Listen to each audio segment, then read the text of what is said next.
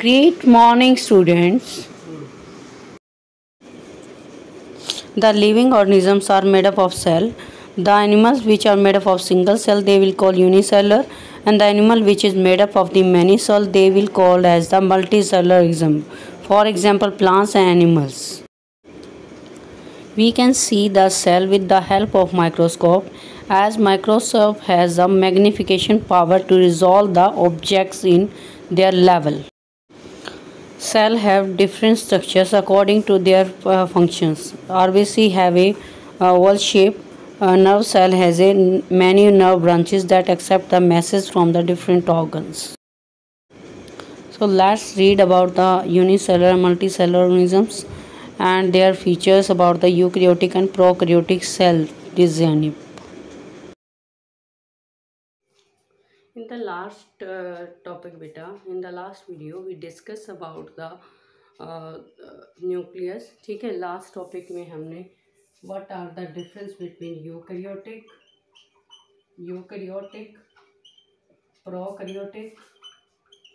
Prokaryotic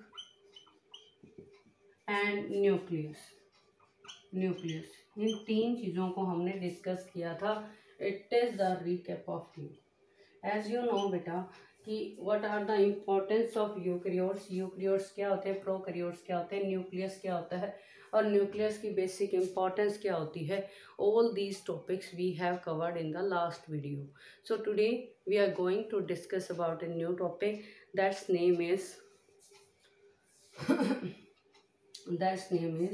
endoplasmic reticulum. Endoplasmic reticulum. Today we are going to discuss endoplasmic reticulum. Endoplasmic reticulum क्या होता है. Yesterday I draw a diagram. For example ये आपकी cell है, ठीक है, ये आपका न्यूक्लियस है और न्यूक्लियस की जो मेम्ब्रेन होती है इसके ऊपर क्या प्रेजेंट होते हैं, आपके ये एंडोप्लाज्मिक रेटिकुलम्स प्रेजेंट होते हैं. ठीक है, ये एंडोप्लाज्मिक रेटिकुलम क्या करते हैं, they have a rough surface. कुछ एंडोप्लाज्मिक रेटिकुलम का सरफेस क्या होता है, रफ होता है और कुछ एंडोप्लाज्मिक रेटिकुलम का सरफेस बिल्कुल स्मूथ होता है. तो we have the endoplasmic reticulum. Endoplasmic reticulum के टू टाइप्स होते हैं. वन इज स्मूथ एंडोप्लाज्मिक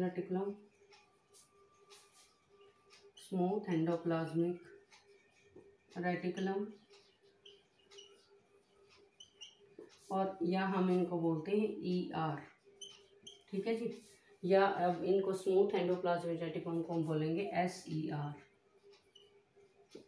ठीक है. Now second is rough endoplasmic reticulum.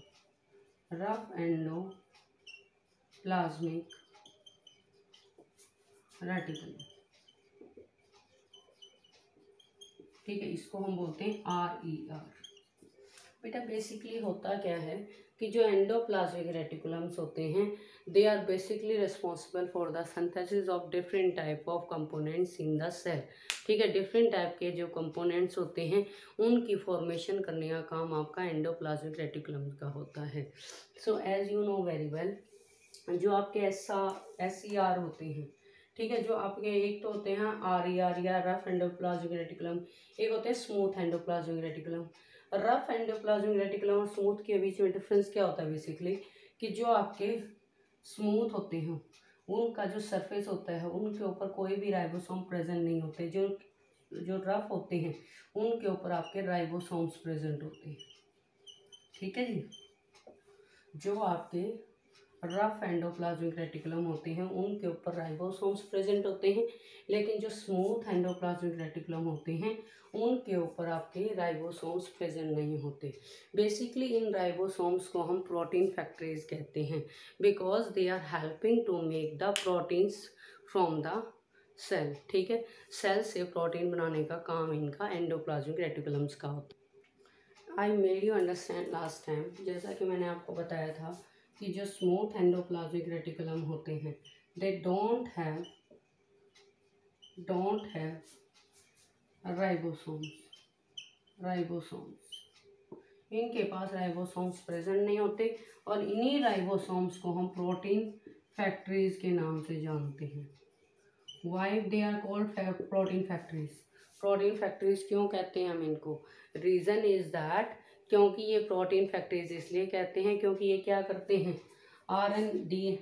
DNA से आपका आरएनए बनाने का काम करते हैं और आरएनए से प्रोटीन बनाने का काम करेंगे। प्रोटीन से आपके अमाइनो एसिड बनते हैं, ठीक है जी।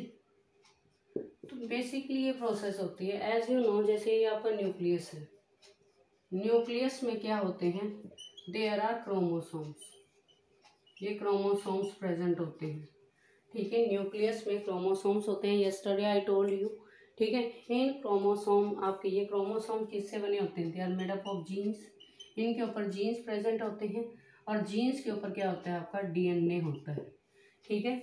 जीन्स आपके डीएनए के बने होते हैं।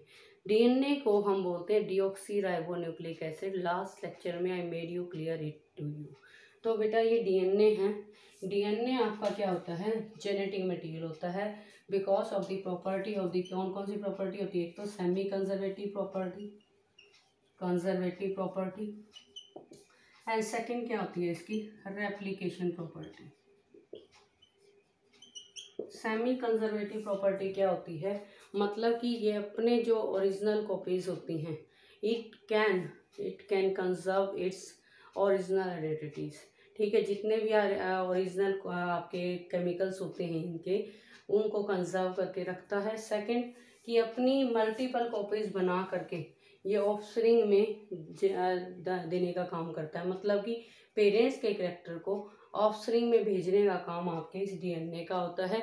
और ये अपनी एक कॉपी बना करके आपके किस में डाल देता है, ऑफस्प्रिंग में डाल देता है, या किड्स में या चिल्ड्रंस में डाल देता है। So it would be helpful to date. Now we will talk about the what is the, अब देखिए ये जो आपका डीएनए है, ये डीएनए आपका it will slowly change into the RNA, ठीक है। ये डीएनए आपका आरएनए में चेंज होगा और आरएनए आपका प्रोटीन में, प्रोटीन से अमाइनो एसिड बन जाएंगे, ठीक है। तो जीन के ऊपर फॉर एग्जांपल ये आपके जो आरईआर हैं, रफ एंडोप्लाज्मिक रेटिकुलम, इनके ऊपर क्या होता है, राइबोसोम्स होते हैं, राइबोसोम्स प्रेजेंट होते हैं और यही राइबोसोम्स क्या करते हैं, they will help in protein synthesis. यही राइबोसोम आपके प्रोटीन सिंथेसिस में हेल्प करते हैं, ठीक है। लेकिन इन स्मूथ एंडोप्लाज्मिक रेटिकुलम का काम बेसिकली क्या होता है, they help in formation of the lipids. वो क्या करते हैं, लिपिड की फॉर्मेशन में हेल्प करते हैं। डिफरेंट टाइप के जो आपके कार्बोहाइड्रेट्स के मॉलिक्यूल होते हैं उनकी फॉर्मेशन में हेल्प करते हैं। तो जितने टाइप के आपके लिपिड्स की फॉर्मेशन होती है, स्टीरॉइड्स की फॉर्मेशन होती है, कार्बोहाइड्रेट्स की मॉलिक्यूल की फॉर्मेशन होती है, ये सारी आपकी किसके द्वारा की जाती है, एससीआर के द्वारा की जाती है। और आरईआर जो आपके रफ एंडोप्लाज्मिक रेटिकुलम होते हैं, इनका काम बेसिकली होता है प्रोटीन सिंथेसिस। मीन्स प्रोटीन की जो सिंथेसिस है वो आपकी आरईआर के द्वारा परफॉर्म की जाती है। So that's all about the endoplasmic reticulum, ठीक है। ये आपका एंडोप्लाज्मिक रेटिकुलम के बारे में था। सेकंड थिंग कि एंडोप्लाज्मिक रेटिकुलम के ऊपर आपकी डबल मेम्ब्रेन प्रेजेंट होती है। They are double membrane structures which is very best for their protective nature. Now that's all about the endoplasmic reticulum. If you have any query related to it, you can tell it to me.